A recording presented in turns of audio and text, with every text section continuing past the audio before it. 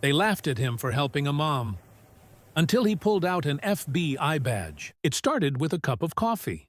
Not some heroic mission, not some chase down an alley. Number A damn coffee. I had just left the hospital. My mother, God bless that woman, was finally stable after a rough night of breathing.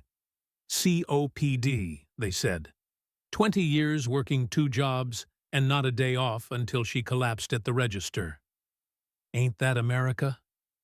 I'd spent the night in a stiff chair next to her bed, watching those heart monitors like they were lottery numbers.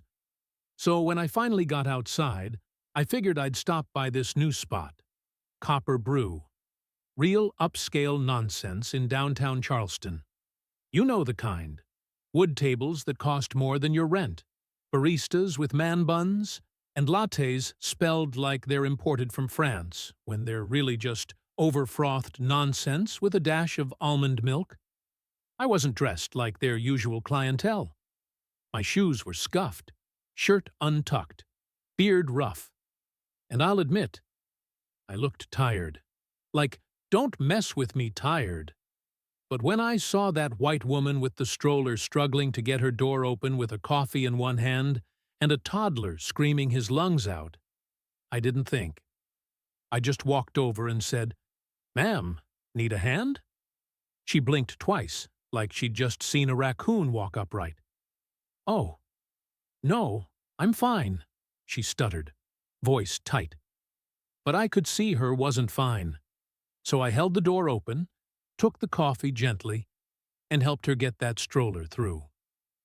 Her baby calmed the moment she was inside the car, like he knew the storm was over. I handed her the cup. She whispered a thank you, eyes flicking around, nervous. And then it came. Laughter. Not the kind that's joyful. The kind that makes your shoulders stiffen because you already know what it's about.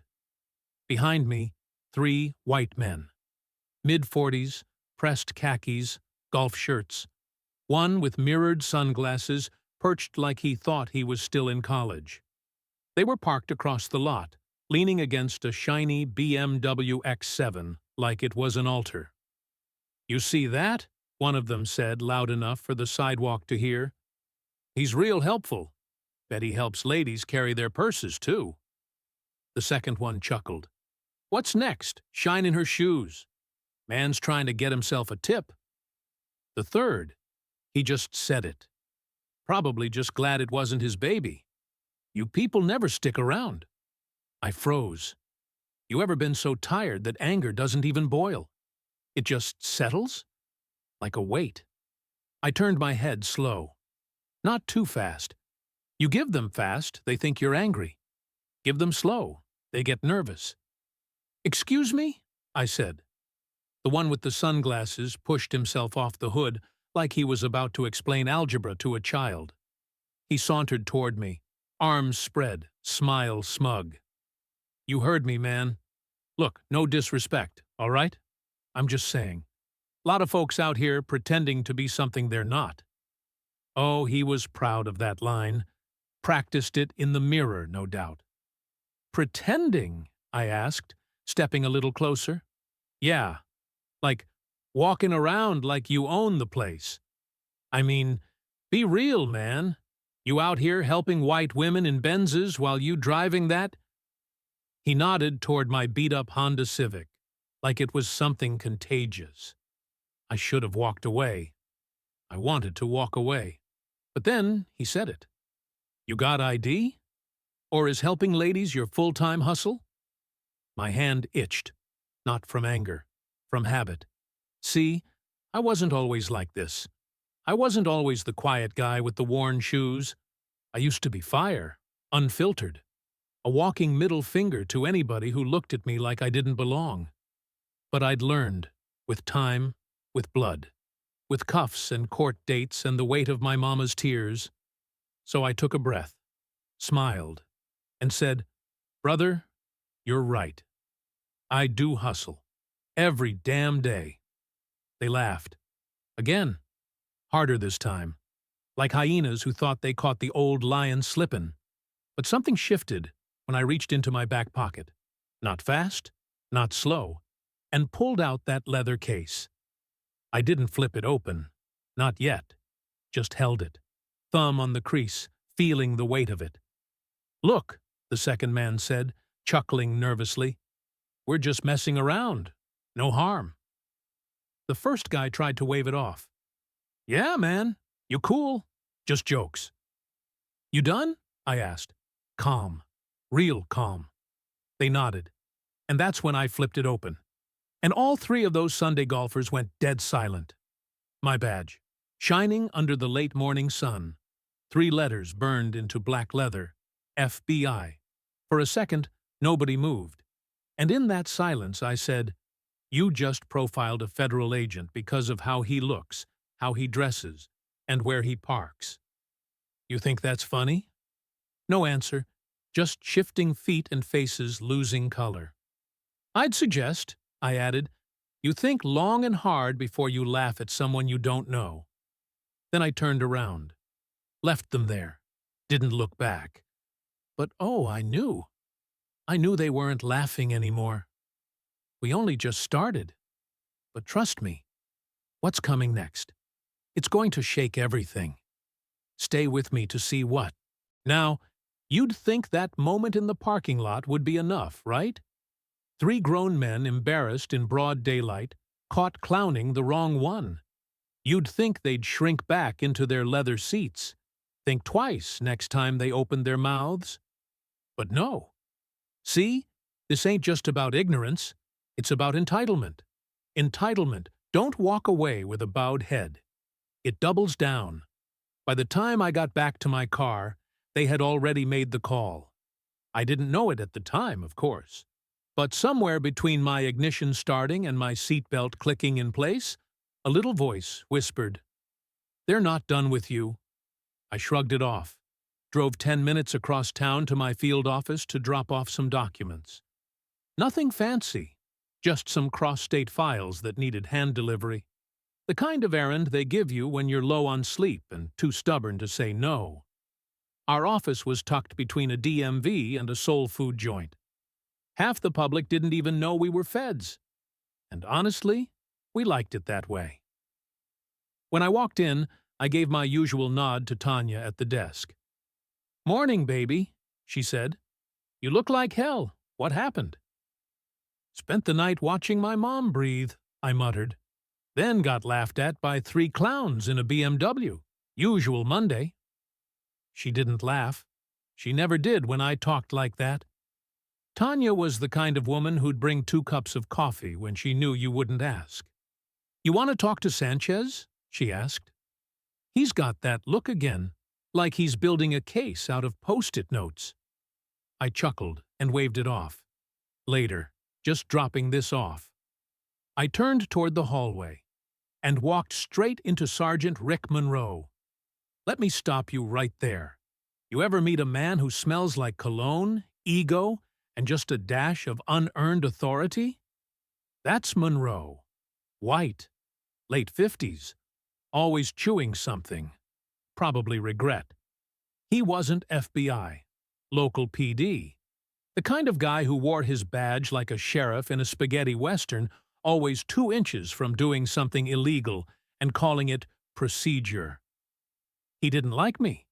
Didn't like that I was federal. Didn't like that I was black. And definitely didn't like that I outranked him in every meaningful way, even though he'd been wearing a uniform since before I was born. "Hey," he grunted. "Got a minute?" "Not really," I replied. "Just dropping files." He stepped in my way. "I heard something interesting this morning." His eyes flicked over my clothes. "Said you were flashing a fake badge at civilians, threatening folks in a parking lot." And there it was, the smile, the one that says, "I've been waiting for a reason." I sighed, dropped the folder on the desk beside me and crossed my arms. "They tell you why I flashed it?" He ignored that. "Got a complaint from 3 respected businessmen. Said you intimidated them, harassed a woman, claimed to be federal to avoid charges." I stared at him. You mean the woman whose coffee I carried while her baby screamed like a banshee in the back seat? That woman. He licked his teeth. Doesn't matter if they file officially. Could be a whole thing. Could land on someone's desk in Washington. Now, I could have snapped. I could have pulled out the security footage. I could have called Tanya in. I could have demanded the badge of every officer involved and gone full heat. But I didn't. Because I knew what this was. This wasn't about justice.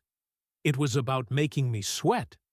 Making me question whether my place, my authority, was really mine or just borrowed. You done? I asked. Monroe leaned in close, too close. His breath smelled like hot coffee, and the last donut no one wanted. Just watch yourself, hero. Then he walked off, and I stood there, in my own office, being warned like some punk fresh off the street.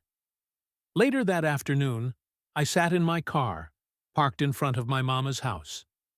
The sun was setting, casting this golden light over the porch she used to sweep every morning. And I'll be honest with you, I felt small. Not because I did anything wrong, but because even when you do everything right, they find ways. Ways to clip your wings. Ways to make you feel like you're trespassing in rooms you built with your own sweat. I thought of the little boy in that stroller. Thought of the way his mama looked scared just to accept help from someone like me. I thought about Monroe. About those men with their BMW and their button-down privilege. And something cracked. Not loud, not wild, just quiet. Like a door creaking open in your soul. We're standing at the edge now. What happens next will shift everything. You've followed this far.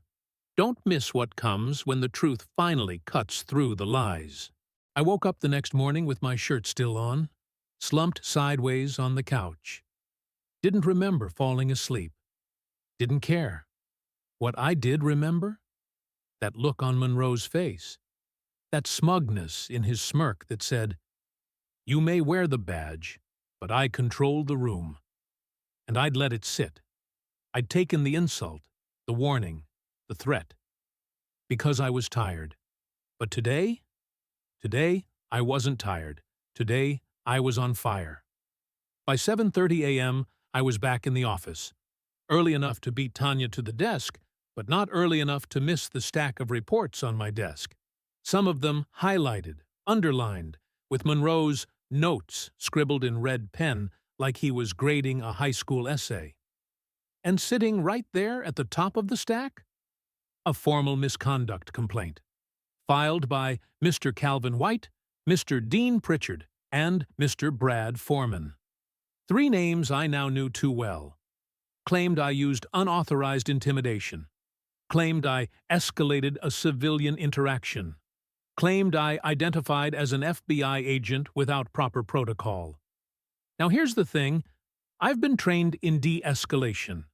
I know how to keep my cool under pressure.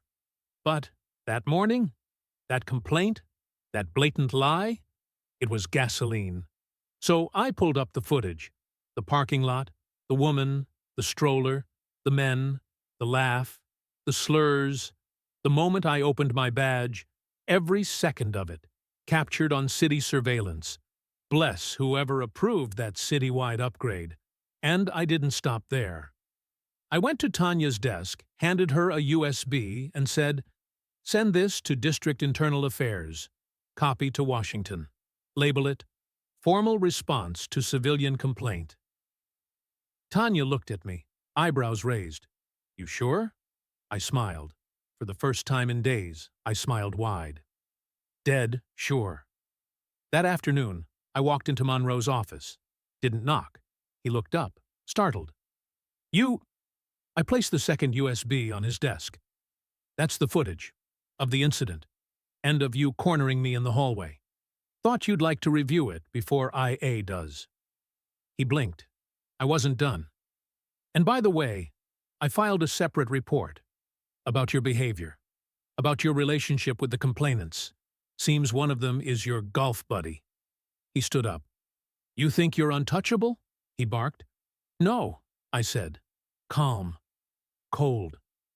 I just know I'm not invisible. Silence. He sat back down. And that was the moment he realized something he had just lost. Not because I raised my voice, not because I made a scene, but because I had receipts, because I knew the system better than him, because I was done playing nice. A week later, Monroe was reassigned. Not fired, men like him rarely are, but shuffled off to community relations, aka the room where old racists go to die slow bureaucratic deaths. And the three businessmen publicly retracted their complaint.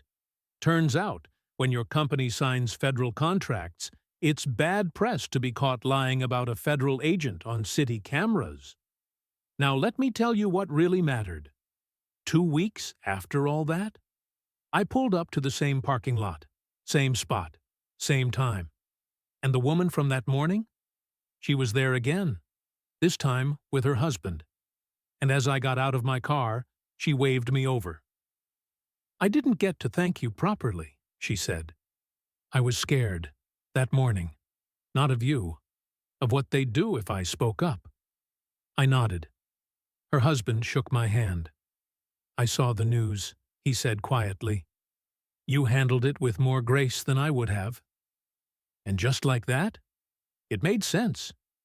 You don't fight back to crush someone. You fight back to prove you were standing tall the whole time. Not for applause, not for credit, but for every single person who ever got laughed at for simply showing up. Epilogue. You want to know what power really is? It's not a gun, not a badge, not even a title. Power is walking into a room where they think they own you, and owning yourself so fully they can't touch you. They laughed at me, but they didn't laugh last. This was the moment it all flipped.